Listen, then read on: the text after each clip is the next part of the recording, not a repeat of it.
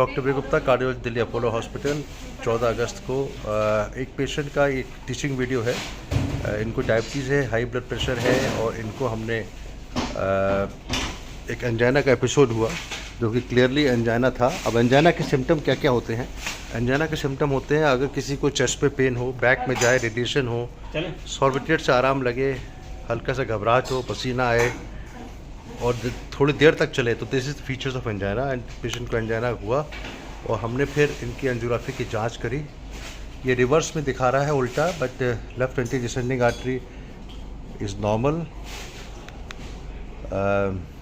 These are different views taken by the left coronary catheter. This is most important view, PA cranial view, जिसमें there is mild blockage or plaquing in the diagonal branch, and this is iliacaudal view, and this is right coronary artery which is almost normal, and this is right coronary artery बिल्कुल ही plaquing है mild, और renal artery left and right, तो दोनों renal arteries भी ठीक हैं।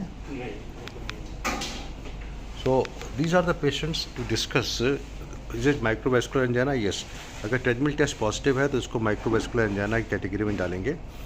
और ये माइक्रोवेस्कुलर एंजाइना है which shows that although there is major epicardial arteries are normal, but the endothelial, the further arterioles and the capillaries have got some dysfunction and that leads to ischaemia which is not deadly, but it can be problematic. Patient को pain off and on हो सकता है, उसके लिए हम दवा देते रहेंगे। But of course the most important thing is that there is no need for any angioplasty, stent, bypass surgery, and these patients are very good. So these are you see that all the diabetic patient do not have blockages.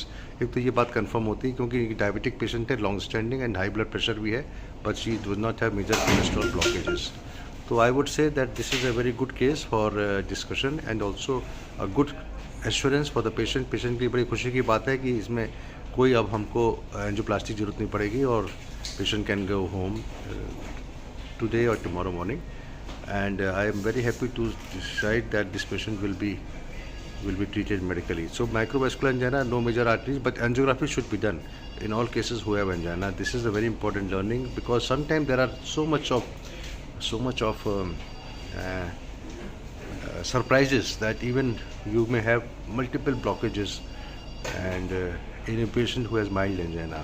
So both ways are there: severe angina, no blockage; other way around, mild angina, multiple blockages. So we have to be very, very sure, and we should do angiography in all these tests. Professor Dr. V. Gupta on 14th August, tomorrow is 15th August. Happy Independence Day. Thank you very much. On 2025. Thank you. Bye-bye.